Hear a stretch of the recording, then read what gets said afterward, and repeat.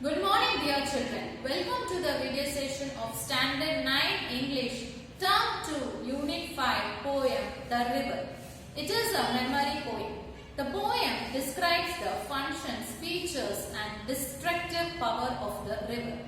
Hello, children. Welcome to Standard 9 English, Term 2, Unit 5, poem The River, written by Carolyn Ann Bowles. The poet gives the river human characteristics.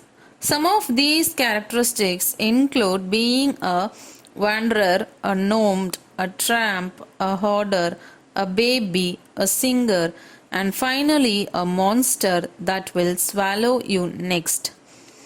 The poet contains a variety of verbs to indicate how the river moves. The river is said to be a winder and thus twists and turns. In addition, it also gurgles and hums like a baby. Interestingly, it also sings, dances, gobbles, and swallows. The river is about the gentle and harsh facets of the river. The poem clearly describes about the features, functions, and destructive power of the river. Now let's see about the poet. Carolyn Ann Bowles was an English poet and the wife of Robert Southey, the poet laureate of Britain. She was a poet of great merit and produced some of the best work at the threshold of the Victorian era. She wrote various other works including The Little Lady Bird, Chapter on Churchyard, and Tales of Factories. Now we'll see the theme of the poem. It is a poem which describes a river in all its vitality and splendor flow of the river. Since it is a memory poem, it shows the journey of life to eternity, the sea. The sea reminds the pool of eternity tone. The poem is highly philosophical. River, river, little river, bright you sparkle on your way, over the yellow pebbles dancing, through the flowers and foliage glancing, like a child at play. Oh, little river, you sparkle brightly on your way. You go dancing over the yellow pebbles. You glance through the flowers and leaves of trees, dancing all the while like a child at play. The river is constantly moving and doesn't choose one place. In fact, it is likened to be a wanderer, a nomad, a tramp.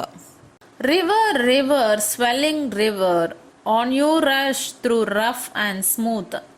Louder, faster, brawling, leaping, over rocks by rose banks, sweeping like impetuous youth. The river flows downstream and travels through valley and hill. In the process, it becomes a hoarder and he buries down deep those little treasures. Oh, you rising river, you rush through rough places and smooth places. You are brawling and leaping. You go by rough rocks and banks where roses grow. Now you are like a reckless youth.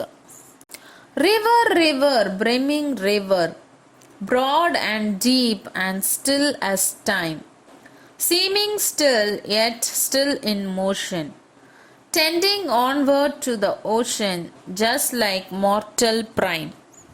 The river becomes gentle as it described as both a baby and singer, where he gurgles and hymns and dances along. O river, which is full, now you are broad and deep and motionless as time. Though you seem motionless, you are moving towards the ocean. Now you are like a man in his prime. River, river, headlong river, down you dash into the sea. See that line hath never sounded. See that snail hath never rounded like eternity.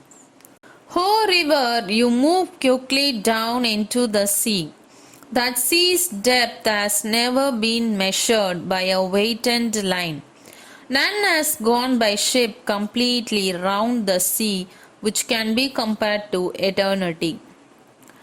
Last stage of the poem. 4 stages of life are compared with the 4 stages in the course of the river.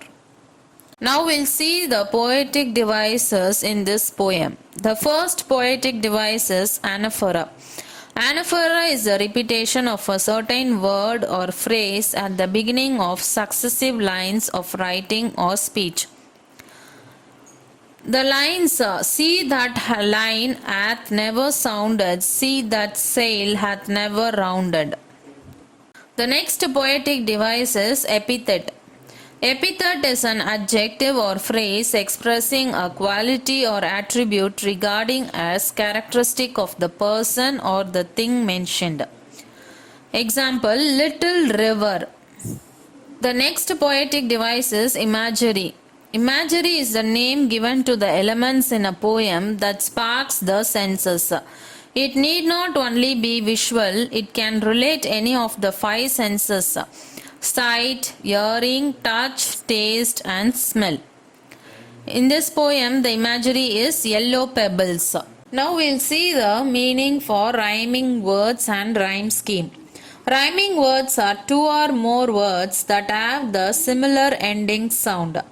If you see the first stanza of the poem, the rhyming words are way, play, dancing, and glancing. The rhyme scheme for this stanza is A, B, C, C, B. In the second stanza of the poem, the rhyming words are smooth, youth, leaping, and sweeping. The rhyme scheme for this stanza is A, B, C, C, B. In the third stanza, the rhyming words are time, prime, motion, ocean. The rhyme scheme for this stanza is A, B, C, C, B. The rhyming word for the last stanza is see, eternity, sounded, rounded. The rhyme scheme for this stanza is A, B, C, C, B. If you note in this poem, for all the stanzas, the rhyme scheme is the same for all the stanzas. A, B, C, C, B.